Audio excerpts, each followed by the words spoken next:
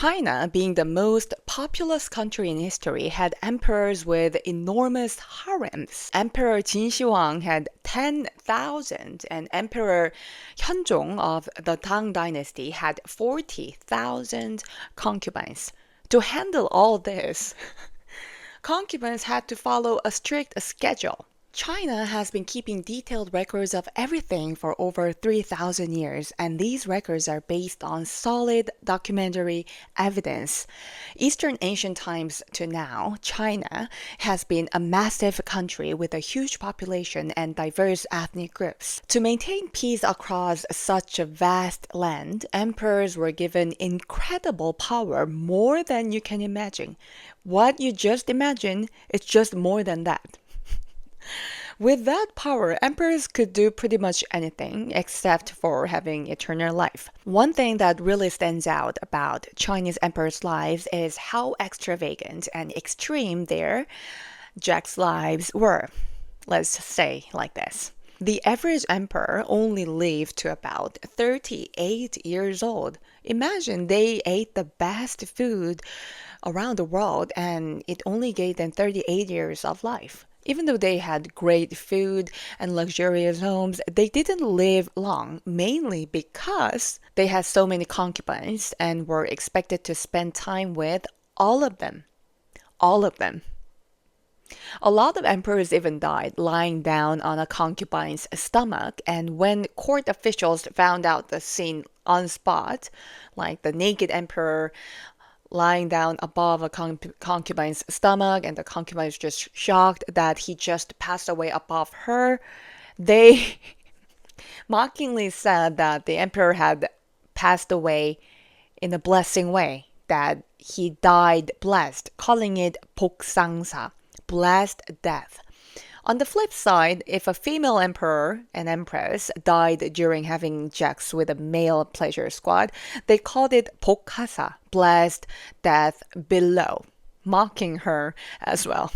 Instead of aspiring to the lives of these emperors, we should focus on appreciating the small joys of life, things like a small family, a garden, and simple happiness like purchasing small things from Temu.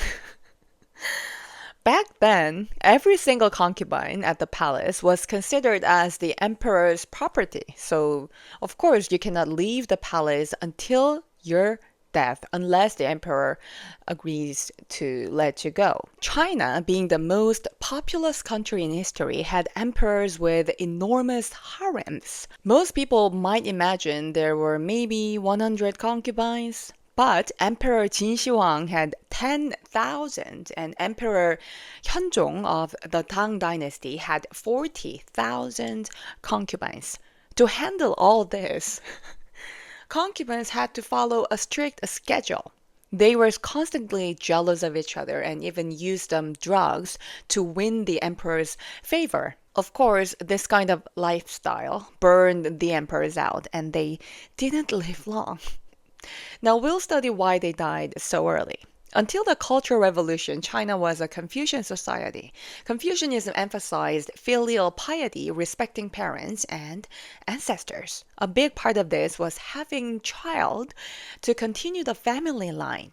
Not having children or failing to raise them properly was seen as the worst kind of unfilial behavior.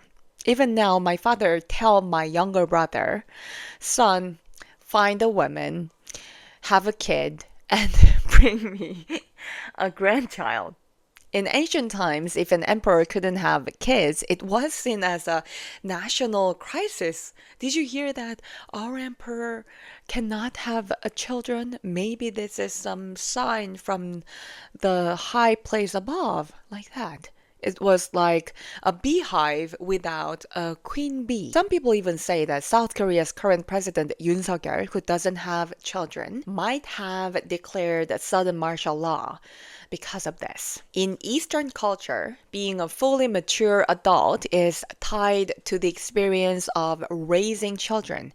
No amount of knowledge can beat personal experience. There's even a saying that even more than a prayer for the country, nation, or God, the most genuine is a prayer for oneself, family, children, and property. So Asia considered raising children as the greatest achievement in life. In fact, an old Chinese book called Jude detailed the emperor's Jack's life. It said that the emperor should never take a day off from his duties with women. Specifically, he had to sleep with 81 women over 8 days. On the 15th or 16th of each month, when there was full moon in the sky, he had to be with the Empress one on one. This meant that the emperor had to engage in over 200 such encounters every month. Of course, entering the emperor's chamber didn't always mean that they had sex. Even a breeding horse cannot do it. When concubines went to the emperor's quarters, their body was wrapped up in a blanket. It was to make sure that they are not bringing in anything harmful, not even a small needle. After spending a night with the emperor, concubines had a tattoo etched on their arms, which serves as a proof in case they became pregnant and needed to claim royal status for their child. Life in the palace was full of jealousy and conspiracies. If a concubine became particularly favored by the emperor, she could disappear overnight, secretly buried alive. If the emperor asked about her later, like, where is my favorite woman? Where is she? And he would be told that, oh, my lord, she got sick and she passed away. And that's it. Like, is there no true love? No love at all. Empress of the Emperor Samachung of Jin dynasty was infertile. Records say that out of jealousy, she, the empress, killed a pregnant concubine on the spot. So imagine the empress was walking along the palace and she suddenly sees a concubine with some pregnant belly and she killed her on the spot as soon as she figured out that that concubine was pregnant because she was infertile herself. So she became jealous and yeah.